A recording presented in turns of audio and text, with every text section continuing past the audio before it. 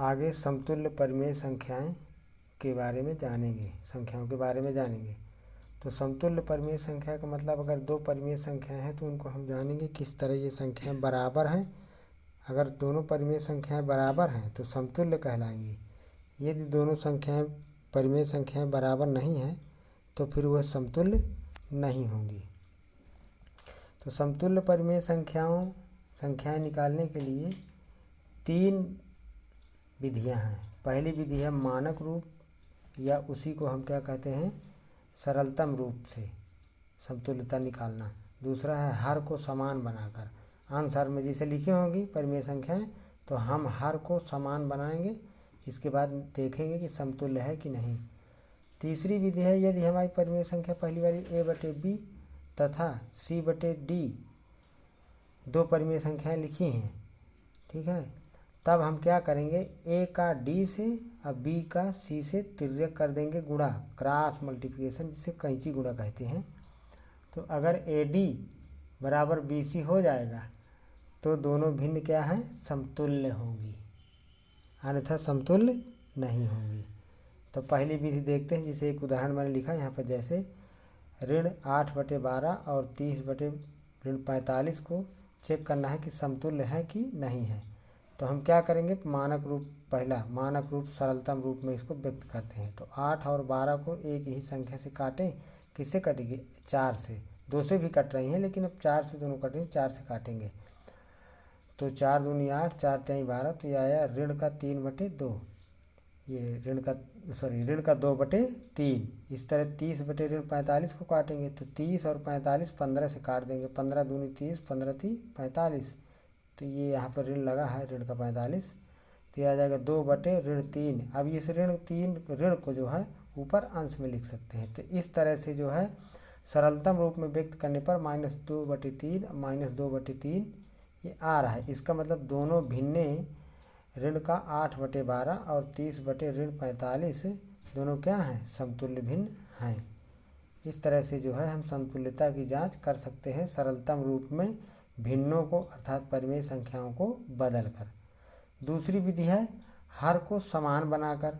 तो जैसे मान लीजिए इसी में हम हर को समान बनाएं, इसका हर 12 है, इसका 45, तो इसका निरपेक्ष मान लेना है, चिन्ह नहीं लेना है कि ऋण का 45 और 12 हर समान बनाने के। तो हम 12 और 45 का निकालेंगे एलसीएम निकालेंगे। तो हम पहले 2 से काटेंगे तो 12 कटेगा, 6 आएगा, 45 से नहीं कटेगा। फिर 2 से काटेंगे 6 को तो 3 आएगा, ये 45 से नहीं कटेगा। फिर 3 से काटेंगे तो 3 1 के 3 और 15 3 45। फिर 5 से काटेंगे तो 5 से क्या काटना है, सीधे 15 बचा है यहाँ पे, तो हम जो है सीधे 15 1 के 15 कर देते हैं। इस तरह से इनका गुणा कर देंगे तो इन दोनों का आ जाएगा एलसीएम 12 × 45, हाँ 12 और 45 का, 12 और 45 का एलसीएम आ जाएगा। गुणा करेंगे 15 3 45 दूनी 90, 90 दूनी 180, ये 180 आ गया एलसीएम 12 और 45 का। अब 180 आ गया एलसीएम, तो मतलब ये है कि हमें 12 की जगह 180 बनाना है और 45 की जगह भी 180 बनाना है। तो हम 12 में अगर 15 का गुणा कर दें तो 180 बन जाएगा नीचे हर में। तो अगर नीचे हर में गुणा करेंगे तो ऊपर अंश में भी 15 का ही गुणा करेंगे। तो इस तरह से हम ऋण 8/12 ये जो परिमेय संख्या लिखी है इसमें 15/15 का गुणा कर देंगे तो आंसर में कर देंगे। ऋण का 8 का गुणा 15 में करेंगे तो ऋण 120 और 12 का 15 में करेंगे तो 180, तो नीचे हर बन गए 180। ऐसे ही 30/-45 में करेंगे तो 45 में कितने का गुणा कर दें तो यहाँ पर 180 बन जाएगा। 45 दूनी 90 और 90 दूनी 180 होता है, तो हम 45 में अगर 4 का गुणा कर दें तो 180 नीचे हर में बन जाएगा। तो 4 का गुणा अंश में भी करना पड़ेगा, तो 3 चौको 12 और 0, तो ये हो गया 120 बटे ऋण का 180, तो ये ऋण उठा के ऊपर लगा देंगे इस तरह। तो ये इस तरह से इन दोनों का हर बराबर हो गया। अब जब हर बराबर हो गया तो तुलना कर लेंगे, ऋण 120 बटे 180 और ऋण 120 बटे 180 दोनों बराबर हैं। इसका मतलब ये दोनों भिन्न क्या हैं, समतुल्य हैं। हम ऊपर जांच कर चुके हैं किस विधि से, मानक रूप या सरलतम रूप से। ये हर को समान बनाकर भी इसकी जांच हो गई, हर को समान बनाकर। अब इसी तरह तीसरी विधि, इसी में चेक कर सकते हैं। एक ही सवाल में 3 विधियां लगा सकते हैं, तो 3 में से कोई एक विधि लगाना है, तीनों विधि नहीं लगाना है एक सवाल में। अब जैसे मान लीजिए इसी भिन्न को हम ये जो -8/12 और 30/45 लिखा है, तो इसी को हम जो है इस तरह जो है क्रॉस मल्टीप्लिकेशन A/B और C/D 2 परिमेय संख्याएं लिखी हैं ऐसे, तो हम इसको जो है क्या कर देंगे, 8 हमारा A है और B की जगह 12 है, C की जगह 30 है और 45 किसकी जगह है, D की जगह है। ये जो मैंने यहाँ पे सूत्र बताया था A/B तथा C/D, तो अगर A गुणे D बराबर A गुणे D और B गुणे C दोनों बराबर हैं तो दोनों भिन्न समतुल्य होंगी। तो ऐसे यहाँ पर हम गुणा कर देंगे। तो ऋण 45 का ऋण 8 में गुणा करेंगे, ऋण 45 का ऋण 8 में गुणा करेंगे, तो ऋण ऋण का गुणा हो जाएगा धन। 8 5 40 की 0 हासिल आए 4, 8 से 32, 32 4 36। ऐसे 12 का 30 में कर देंगे, तो 12 3 36 और 0 हो गया। तो इस तरह से 360 बराबर हो गया, मतलब AD और BC का मान 360 आया, बराबर हो गया। इसका मतलब ऋण 8/12 और 30/45 कैसी भिन्न है, समतुल्य भिन्न है। इस तरह से हम एक ही उदाहरण को लेकर 3 विधियों से समझाया।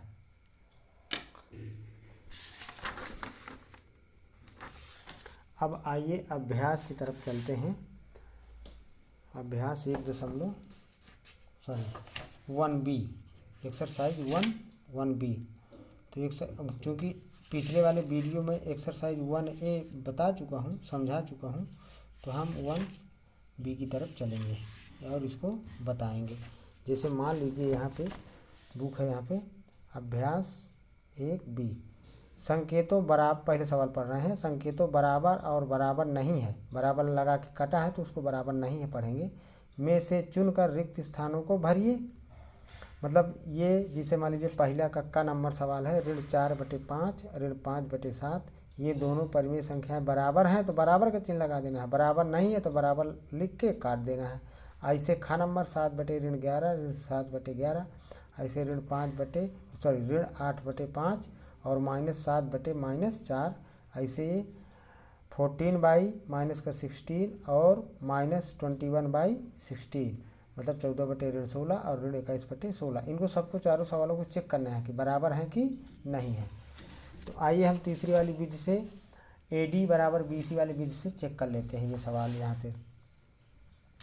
तो यहाँ पर हम तिर्यक गुणा कर देंगे 5 का ऋण 5 में, तो ऋण का जो है कितना आ जाएगा 25, और 7 का ऋण 4 में तो ऋण का 28, 7 चौको 28, 5 5 25। तो क्या ये बराबर है, बराबर नहीं है, तो हम बराबर नहीं है कि चिन्ह लगा दिए। ऐसे खा नंबर ये ऋण 11 का ऋण 7 में गुणा करेंगे तो ऋण ऋण का गुणा हो जाएगा धन, यहाँ पे ऋण ऋण का गुणा क्या हो जाएगा धन, 11 7 77, ऐसे 11 से 77 ये हो गया। तो 77 77 दोनों तरफ बराबर हैं, तो इसका मतलब दोनों भिन्न क्या है, समतुल्य है, समतुल्य है तो बराबर का चिन्ह लगा देंगे। ऐसे ग नंबर का प्रश्न, -8/5 -7/-4 है, तो इसका जो है -8 का -4 में मल्टीप्लाई करेंगे तो 8 चौको 32, और माइनस का गुणा क्या हो गया प्लस, अब 5 7 35, ये ऋण का ये धन का, ये 32 है ये 35 है, दोनों बराबर नहीं है, अर्थात दोनों भिन्न समतुल्य नहीं है, तो बराबर नहीं है का चिन्ह वो हम बॉक्स में भर देंगे इस तरह से।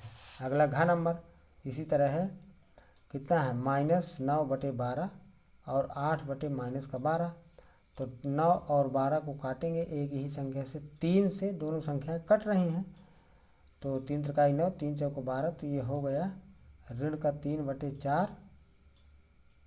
अच्छा, मतलब इसको हम काट कर भी, मतलब मानक रूप जो सरलतम रूप बताया था, काट कर भी चेक कर सकते हैं।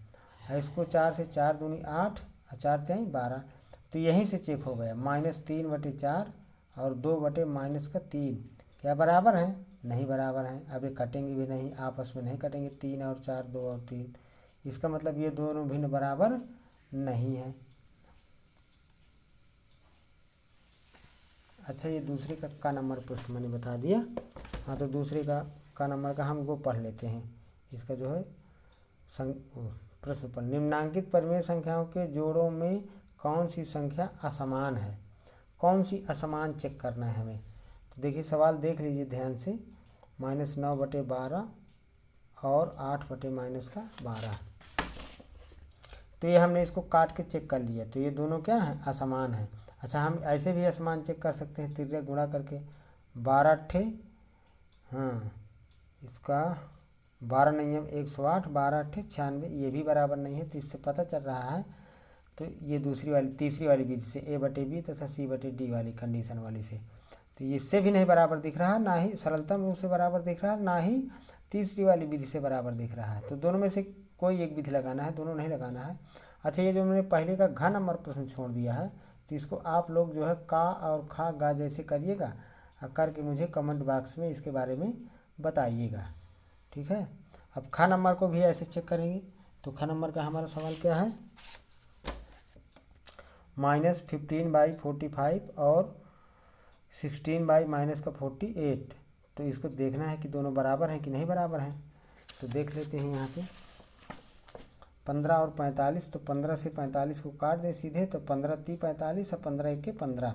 यहाँ पर 16, 16 × 1 = 16, 16 × 3 = 48। तो ऋण का 1/3 और ऋण, ये 1/3 है, तो ऋण ऊपर लगा सकते हैं, तो ये भी ऋण का 1/3 बन जाएगा। तो दोनों क्या हो जाएंगे, बराबर हो जाएंगे। तो इस तरह से ये जोड़ा क्या है, असमान नहीं है। वो पूछा था कौन सा जोड़ा असमान है, तो ये असमान नहीं है। अगला ग नंबर, और घ नंबर सवाल ये देख लीजिए। ग नंबर है -7/21 और 3/-9, और घ नंबर है -8/-14 और 13/21। ये दोनों सवाल एक बार में देख लेते हैं। बताना है कौन असमान है, कौन असमान नहीं है। तो 7 1 के साथ 7 × 21, ऋण का 1/3, तो 3 1 के 3 और 3 × 9। तो ये भी 1/ ऋण का 3 है, ऋण ऊपर लगा देंगे, तो ऋण का 1/3, ऋण का 1/3। इसको हमने सरलतम रूप से हल कर दिया। ये दोनों बराबर हैं, अर्थात दोनों परिमेय संख्याएं असमान नहीं हैं। ऐसे घ नंबर का है 8/ऋण का 8/ऋण का 14 और 13/21। तो ये ऋण 8 में भी ऋण लगा है और 14 में भी ऋण लगा है, तो हम क्या करेंगे, माइनस से माइनस को कैंसिल कर देंगे। अगर आंसर में दोनों जगह माइनस लगा है, तो माइनस को माइनस से कैंसिल कर देते हैं, काट देते हैं। तो माइनस माइनस कट गया, तो 8/14 बचा। अब इसको काट देते हैं, 2 4 को 8, 2 7 14, तो 4/7 आ गया। और ये 13/21, 13 एक अभाज्य संख्या है, वो किसी से नहीं कटेगी, 1 से कटेगी और स्वयं से कटेगी। लेकिन 21 तो कट रहा है 7 से और 3 से, लेकिन कोई मतलब नहीं है इससे काटने से। तो इस तरह से यहाँ 4/7, ये 13/21 ही बना रहेगा। तो ये देखने पर हमें पता चल रहा है कि दोनों परिमेय संख्याएं बराबर नहीं हैं। इसका मतलब ये दोनों परिमेय संख्याएं असमान हैं। इन दोनों परिमेय संख्याओं का जोड़ा क्या है, असमान है। तो इस तरह से अब आइए जो है तीसरा सवाल देख लेते हैं। तीसरे सवाल का निर्देश क्या है, निम्नांकित परिमेय संख्या को संख्या रेखा पर निरूपित कीजिए। 3/4, 3/5, 5/8 और 3/16 को संख्या रेखा में निरूपित करना है। हम देख रहे हैं कि तीसरे नंबर के सवाल में जो भी काखा गाघा हैं, इनके सबके हर बड़े हैं इनके अंशों से। तो जब किसी भिन्न का या किसी परिमेय संख्या का हर बड़ा होता है अंश से, तो उसका मान सदैव 1 से छोटा होता है, परंतु 0 से बड़ा होता है। 0 से बड़ा कब होगा, जब धनात्मक होंगे। तो यहाँ पर हम देख रहे हैं ये चारों परिमेय संख्याएं धनात्मक लिखी हैं। इसका मतलब इनका तीनों का मान 0 से बड़ा है, परंतु हर बड़ा है अंश से, इसलिए जो है इनका सबका मान 1 से छोटा है। भाग दे के भी देख सकते हैं, ऐसे हम भाग दे के भी देख सकते हैं। जैसे मान लीजिए पहले सवाल 3 कितना लिखा, 4, तो हम भाग दे दें 4/3। देख लीजिए कि 1 से छोटा है कि नहीं, चेक करके भी बता दे रहे हैं। 4 का पहाड़ा नहीं पढ़ा जाएगा 3, क्योंकि 3 छोटी संख्या, 4 बड़ी है। तो ये हम दशमलव लगाएंगे, 0 बढ़ाएंगे, 4 7 28, 30 में से 28 घटाइए 2, दशमलव लग चुका है, इसमें 0 बढ़ा देंगे, 4 5 20, इसको यहाँ से घटा देंगे, 0 आएगा। इसका मतलब कितना आ रहा है, 0.75 या 0.75। तो 0.75 का मतलब 75 पैसा। 75 पैसे का मतलब 1 रुपये से कम है ना, इसका मतलब इसका मान 1 से कम है। तो जब भी हर बड़ा हो अंश छोटा हो, तो उस भिन्न का या उस परिमेय संख्या का मान 1 से सदैव छोटा होता है। तो ये जो संख्या रेखा में निरूपित होंगे चारों सवाल, तीसरे के, तो इनका जो है मान 1 और 0 के बीच में ही होगा। अब देखें, तो ये पहला नंबर का सवाल है 3/4।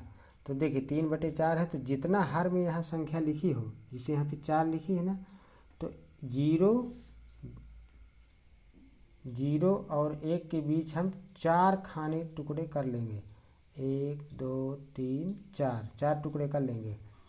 अब ये हमारा 3/4 प्रदर्शित करना है, तो पहले वाले लाइन में 1/4, 2/4, 3/4 इस तरह निरूपित कर देंगे। 3/4 है चूँकि।